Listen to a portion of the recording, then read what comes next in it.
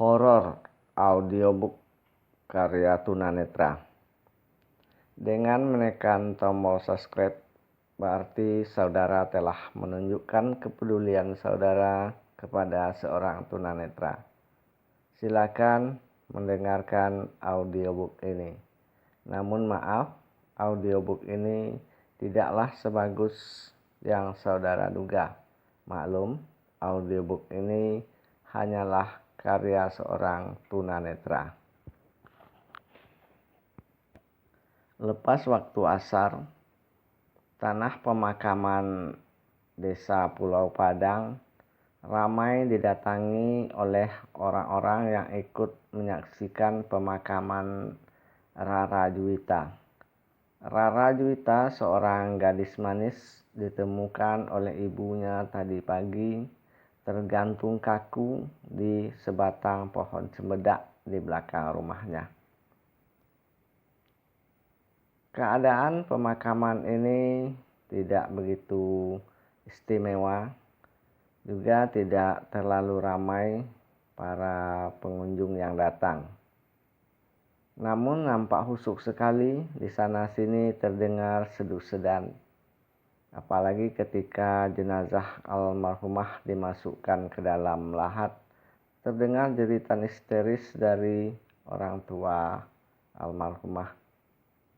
Demikian juga dengan sanak saudaranya. Tiba-tiba cuaca berubah mendung, hujan rintik-rintik mengiringi penutupan kuburan Rara Juwita. Tak lama kemudian, makam itu pun sudah selesai ditutup. Hujan deras pun tiba, semua pengunjung berhamburan mencari tempat berlindung. Tak jauh dari pemakaman ada sebuah dangau-dangau yang dibangun khusus untuk para penziarah yang ingin beristirahat. Berdesak-desakanlah para pengunjung pemakaman itu mendatangi dan memadati dangau-dangau yang tidak terlalu besar. Juwita, seorang perempuan setengah baya yang bertubuh tinggi semampai, mengenakan baju putih, kerudung merah, dan rok merah yang cukup dalam. Kebetulan kaki roknya cukup sempit dan panjang, sehingga ia tidak bisa berlari cepat seperti para orang-orang lain, sehingga ia tidak mendapatkan tempat di dalam dangau-dangau yang cukup luas itu, tapi sudah penuh. Juwita mendekati sebuah pohon yang tidak terlalu jauh dari dangau-dangau. Kebetulan pada pohon besar itu tersandar sebuah papan lahat yang mungkin sudah tidak dipakai, atau ada mungkin orang yang menyumbang, namun terlebih dahulu sudah ada lahat yang dipesan oleh keluarga, hingga lahat itu tidak dimanfaatkan, hanya nampak tersandar pada pohon. Melihat hal itu, daripada basah kuyup, Juwita memilih untuk berlindung pada lahat yang terpasang atau yang tersandar pada pohon besar. Dia pun menyelipkan tubuhnya di antara pohon besar dan papan lahat, sehingga dia tidak begitu basah kuyup. Juwita merasa kepalanya dingin. Itu artinya kepalanya terkena tetesan hujan yang merembes di antara pohon besar dan papan lahat yang tersandar. Tapi untunglah hujan akhirnya berlalu juga. Sekarang yang ada hanyalah gerimis kecil-kecil. Sehingga orang-orang yang tadi berdempet-dempetan di dalam dangau-dangau itu berangsur-angsur keluar.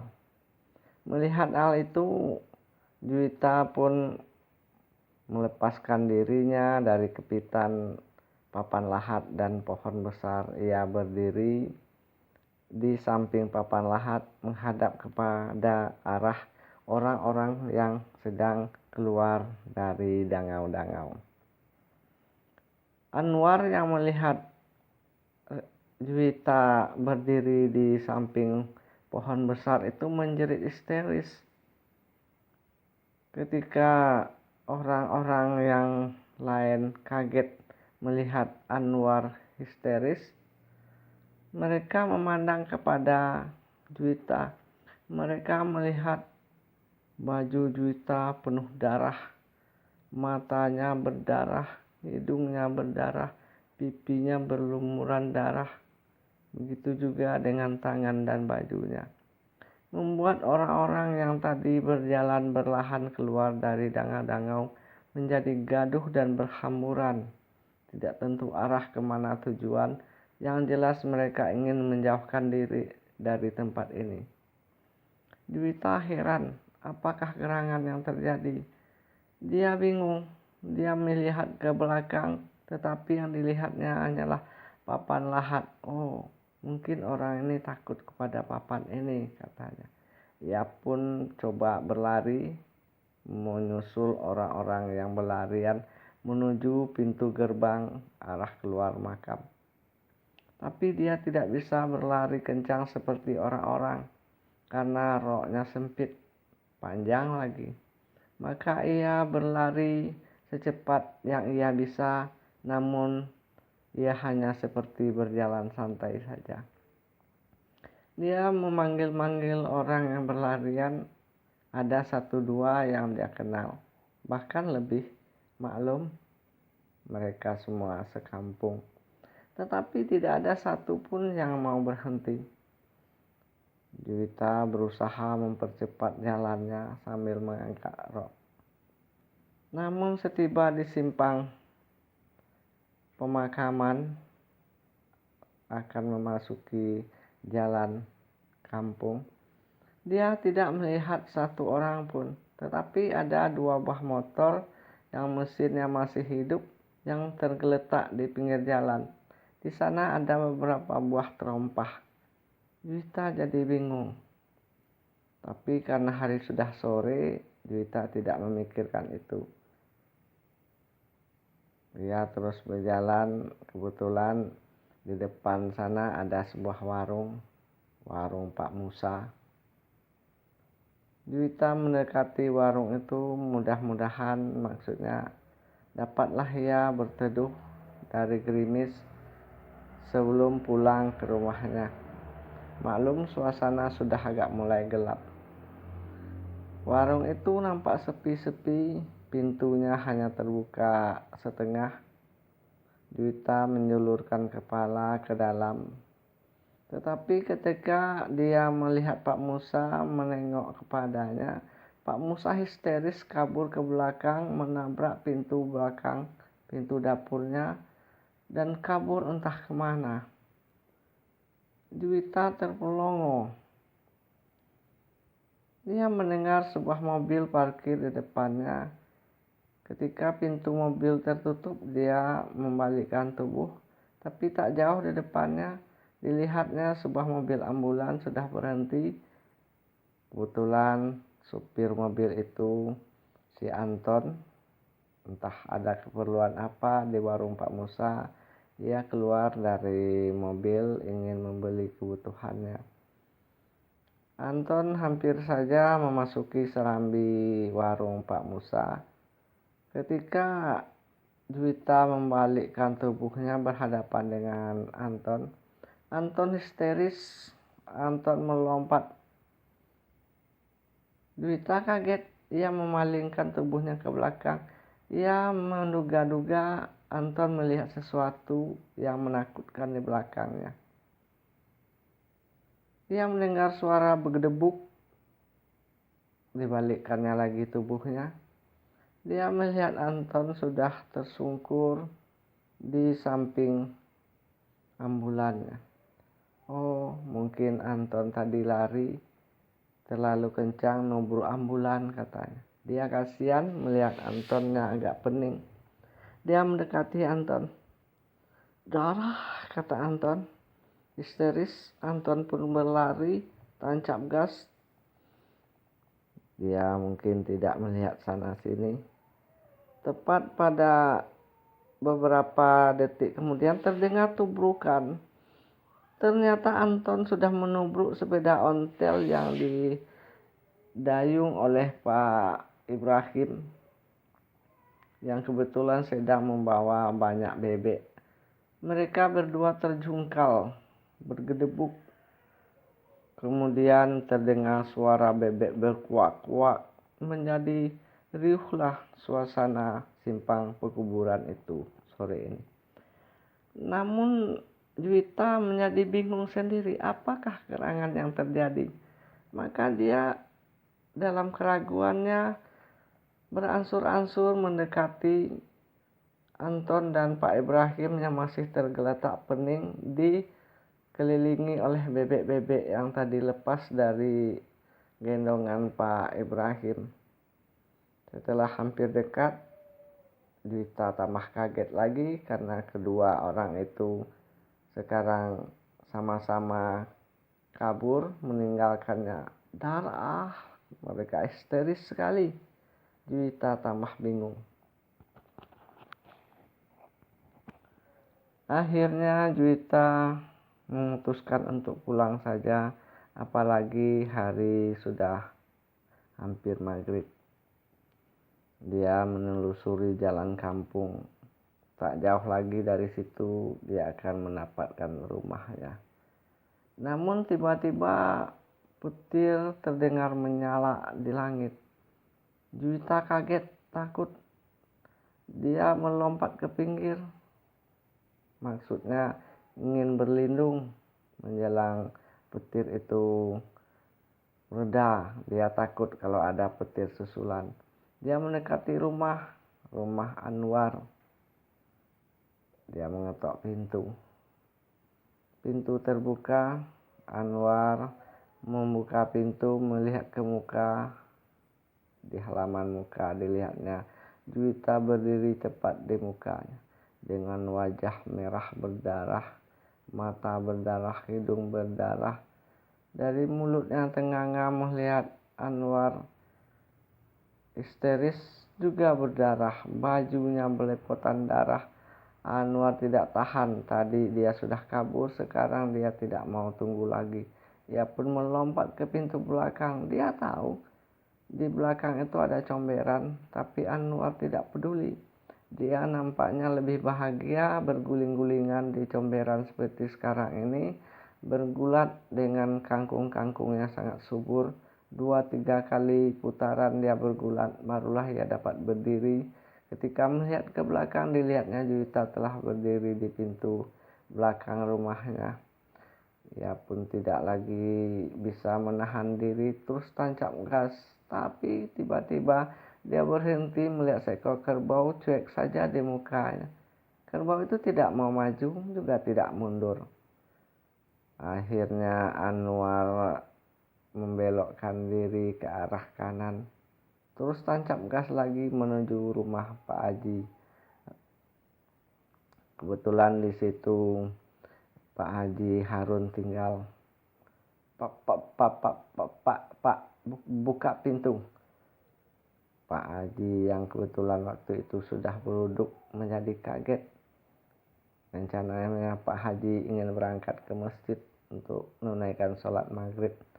Tetapi karena melihat Anwar seperti ketakutan dimakan hantu, tidak bisa bicara, Pak Harun menepuk duduknya. Hei, sadar, ada apa? Kemudian Pak Harun bingung juga. Dia menarik tangan Anwar langsung menuju masjid. Tapi ketika Pak Harun melihat kondisi Anwar yang seperti kerbau baru keluar dari kubangan, aromanya pun tidak sedap, Pak Harun langsung membawanya ke kamar mandi masjid. Dia meninggalkan Anwar di situ karena iqamat sudah dikumandangkan. Jamaah yang lain pun kebingungan apa yang terjadi dengan Anwar. Biasanya Anwar merupakan salah satu sahabat mereka yang sama-sama menunaikan sholat maghrib berjamaah. Setelah sholat selesai, mereka mendapatkan Anwar sudah pingsan di kamar mandi masjid. Tak lama kemudian setelah Anwar dapat dibuat sadar, barulah mereka mengetahui bahwa Anwar sudah lari dari tadi karena melihat Juwita yang penuh darah datang menghampirinya. Dia menceritakan bagaimana dari kepala Juwita menetes darah, dari telinganya, dari matanya, dari hidungnya, mulutnya pun berdarah. Kemudian baju Juwita yang putih sudah sebagian berubah merah. Setelah mendapatkan hal itu, Pak Harun mengambil kesimpulan. Mereka bersama-sama mendatangi rumah Juwita. Kebetulan tak lama mereka sampai di rumah Juwita. Juwita baru saja menemui suaminya yang berdiri di depan pintu. Karena suaminya baru saja pulang dari bekerja di kota. Ketika melihat Juwita pulang berlepotan darah, berlumuran darah, si Joni, suami Juwita, langsung pingsan. Tanpa memberitahukan kepada Juwita, dia pingsan sendiri. Ketika itulah Pak Haji Harun dan rombongannya sampai. Mendengar kasak kusuk Juwita yang tadi berjongkok di depan suaminya yang pingsan di depan pintu. Dia membalikkan tubuh. Ketika dia berdiri, refleks Pak Harun melompat sekali ke belakang, diikuti oleh Anwar dan kawan-kawannya. Anwar kabur di balik sebatang pohon pisang yang tidak jauh dari situ. Si Jamal yang juga ikut dengan mereka berdiri di belakang Ujang. Kebetulan Ujang waktu itu sedang jongkok di samping Anwar di batang pisang yang sama. Juwita jadi bingung apa gerangan yang terjadi. Dia memanggil-manggil, Pak Haji Harun, yuk, Pak Haji Harun, masuk, Pak Haji. Juwita mendekati Pak Haji. Pak Haji melangkah mundur. Anwar kaget, Ujang apalagi dia berdiri. Kontan saja kepalanya menyodok dagu Ujang yang berdiri di belakangnya. Nampak mereka begitu histeris melihat Juwita. Juwita jadi bingung. Pak Haji komat kamit, entah apa ini bacanya. Tak lama kemudian ansur-ansur perlahan-lahan terdengarlah suara tahlilan sana sini. Rupanya yang datang bukannya 2-3, melainkan hampir 20 orang jamaah itu mengelilingi halaman muka rumah Juwita. Juwita jadi bingung sendiri apa gerangan yang terjadi. Ketika suaminya didengar kerasa kerusuk di belakangnya, dia memandang suaminya lagi. Joni pun pingsan lagi. Juwita tambah bingung. Kemudian dia mendekati Pak Haji Harun. Pak Haji Harun memberanikan diri. Sadarlah, sadarlah. Saya sadar Pak Haji. Kenapa kau jadi begini, Juwita? Pak Haji dengan gugup ragu-ragu menatap pada Juwita. Juwita tidak ada apa-apanya, senyum-senyum biasa saja. Kenapa Pak Haji? Kenapa semua tubuhmu mengeluarkan darah? Barulah Juwita kaget diperhatikannya. Bajunya sudah berubah merah. Tangannya ketika dia mengusap wajahnya dilihatnya juga merah. Dipegangnya kepalanya, ditariknya hijabnya, sebuah kerudung yang baru saja dibelinya dari ibu Pak RT. Diperasnya kerudung itu keluarlah darah. Lunturan Pak Haji. Ini lunturan dari kerudungnya saya beli dari istri Pak Haji. Mahal nih Pak Haji, tapi kok lunturan? Semua orang mendekati Juwita memperhatikan kerudung itu. Ya, lunturan kerudung buat repot semua masyarakat, kata Pak Haji Harun. Entah senyum, entah sedih, entah meringis, karena tanpa sengaja Juwita sudah membuka pula sedikit kedoknya. Juwita membeli kerudung itu dari istrinya, karena Pak Haji Harun merupakan RT mereka. Dan istrinya seorang tukang kredit yang menjajakan kerudung ke sana sini di dalam kampung. Juwita lah salah satu pembelinya. Dan dia mengambil kerudung warna merah. Ketika terkena air hujan di pemakaman tadi, meneteslah kerudung yang warna merah itu dengan lunturannya sehingga menyerupai darah, membuat semua jadi belangsatan. Tak lama setelah hal itu terungkap, mohon dirilah Pak Haji Harun. Siapa yang merasa bersalah minta maaf, salam-salaman lah, ketawa-ketawa di situ. Setelah semua sunyi, semua pada pulang, masuklah Juwita ke dalam rumah bersama suami. Pintu depan ditutup. Juwita memasuki kamar mandi setelah membersihkan diri. Ia pun keluar, masuki kamar tidur. Dilihatnya suaminya masih terbengong-bengong di pembaringan, seolah-olah ia tidak percaya dengan apa saja yang terjadi tadi. Dia sangat bingung, sangat heran.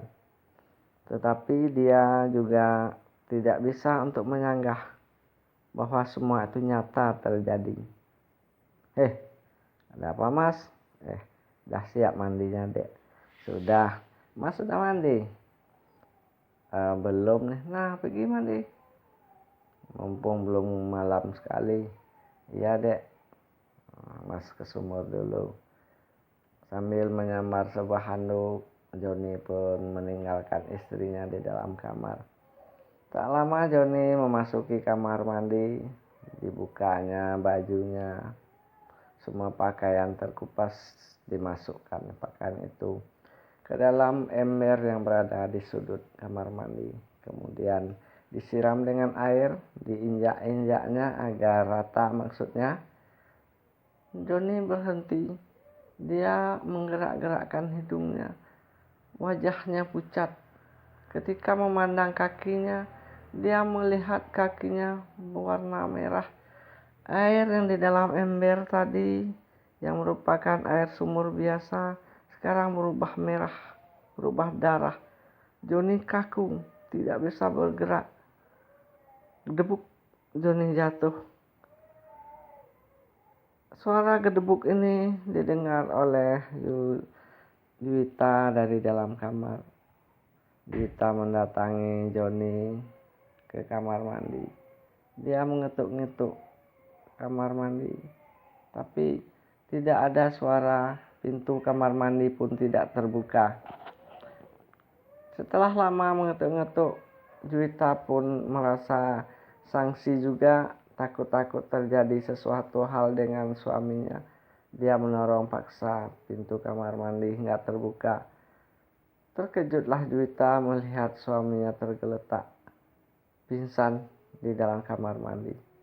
Tergopoh-gopoh Juwita mengangkat sang suami, membawanya ke dalam kamar, menutupi pakaiannya dalam yang hanya tersisa karena pakaian tadi sudah dikupas, dimasukkan ke dalam ember. Dibaringkan di atas lembaringan, diselimutinya. Tak lama Joni pun tersadar. Ada apa mas? Kok sampai menggeletak situ? Yang jelas mas, darah dek, darah amis. Di mana mas? Di ke kamar mandi dek. Masa iya? Di mananya? Di dalam ember yang di pojok dinding kamar mandi itu ya mas. Iya kok bisa? Tadi ember itu tidak ada airnya mas. Aku memasukkan pakaianku ke dalam ember itu dek. Ku siram air, ku obok-obok dengan kaki. Airnya berubah merah dan amis. Astagfirullah mas, itu ember aku taruh ke pinggir agar tidak mas ganggu, karena pembalutku aku taruh di dalam ember. Karena hari sudah gelap, aku tidak berani membuangnya keluar mas. Maksudnya besok pagi baru ku buang. Tentulah iya, pembalut yang penuh itu mas masukkan pakaian mas, siram air, mas obok-obok. Tentulah darah di dalam pembalut itu keluar mewarnai air. Baunya pun udah jelas amis mas. Masa dengan itu saja mas pingsan? Apa iya dek? Kok adek tumben naruh itu di situ? Kan sudah gelap mas. Embernya lagi pula kusimpan di tempat yang jauh. Biasanya mas kan tak pernah menyentuh ember itu.